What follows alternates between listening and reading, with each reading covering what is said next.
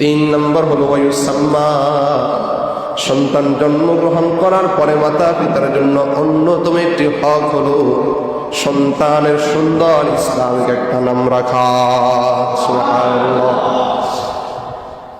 আবু দাউদ শরীফের 4948 নম্বর হাদিসে রয়েছে, عن أبي الدرداء رضي الله تعالى عنه قال قال رسول الله صلى الله عليه وسلم إنكم تدعون يوم القيامة بأسمائكم وأسماء آبائكم فأحسنوا أسماءكم। আবু দারদা রাদিয়াল্লাহু তাআলা আনহু বর্ণিত, তিনি বলেন রাসূল করিম সাল্লাল্লাহু আলাইহি ওয়াসাল্লাম বলেছেন, দুনিয়ার যত মানুষ রয়েছে কিয়ামতের ময়দানে সকলকে আহ্বান করা হবে, সকলকে ডাকা হবে তার নাম নিয়ে এবং তার বাবার নাম নিয়ে ডাকা হবে।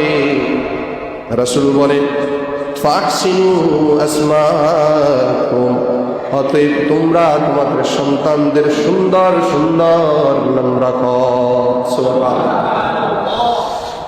মুসনাদে আহমদে বর্ণনা রয়েছে, মুসান্নিফ ইবনে আবি শাইবার 8291 নম্বর হাদিসের মধ্যে রয়েছে, عن ابن عباس رضي الله تعالى عنه قال أنهم قالوا يا رسول الله قد علمنا حق الوالد على الولد فما حق الولد على الوالد। আব্দুল্লাহ ইবনে আব্বাস রাদিয়াল্লাহু তাআলা আনহু থেকে বর্ণিত, মুসান্নিফ ইবনে আবি শাইবা 8291 নম্বর হাদিস। সাহাবাই কারাম রাসূলুল্লাহ সাল্লাল্লাহু আলাইহি ওয়াসাল্লামকে প্রশ্ন করলেন, ইয়া রাসূলুল্লাহ, রাসূল বলেন, সাহাবাই কেরাম প্রশ্ন করেছেন, আমরা তো জানি সন্তানের উপরে বাবার হক রয়েছে, সন্তানের উপর বাবার হক রয়েছে, এইভাবে বাবার উপরে সন্তানের হক আছে কিনা?